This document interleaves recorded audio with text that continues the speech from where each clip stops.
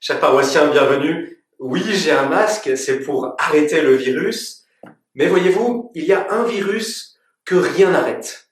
Aucun masque, aucun traitement. C'est le virus de la parole de Dieu. Et c'est pourquoi je voudrais vous commenter aujourd'hui le texte d'évangile de la forme ordinaire.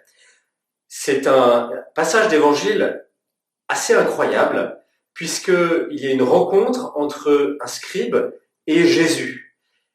Et pour une fois, de manière totalement inattendue, ça se passe bien. Parce qu'habituellement, entre les scribes, les pharisiens et Jésus, c'est toujours l'affrontement, ils essayent de le piéger. Mais là, c'est une très belle rencontre qui se termine vraiment sur un encouragement du Seigneur, au lieu d'une malédiction comme il le fait d'habitude pour les scribes et les pharisiens. Alors je voudrais retenir deux choses.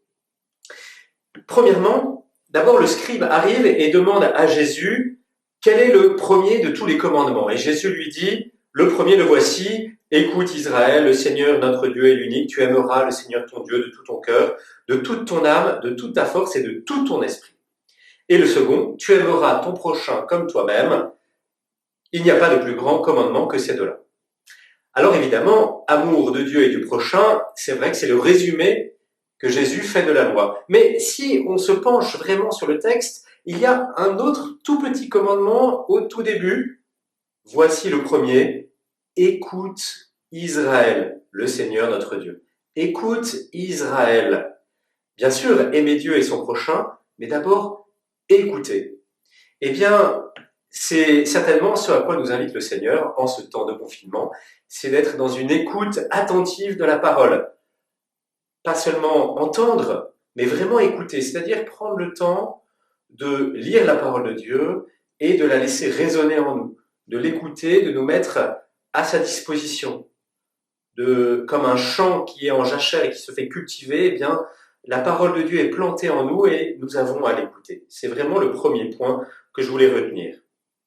Et puis, deuxième point de notre évangile du jour, le Seigneur récompense d'une certaine manière le scribe qui dit « Oui, c'est vrai, maître, vous avez fort bien dit, Dieu est unique, il n'y en a pas d'autre, il faut l'aimer et il faut aimer son prochain, cela vaut plus que tous les sacrifices. » Jésus lui dit, voyant qu'il a fait une remarque judicieuse, il lui dit « Tu n'es pas loin du royaume de Dieu. » Évidemment, il n'est pas loin du royaume de Dieu, puisque le royaume de Dieu, c'est lui-même.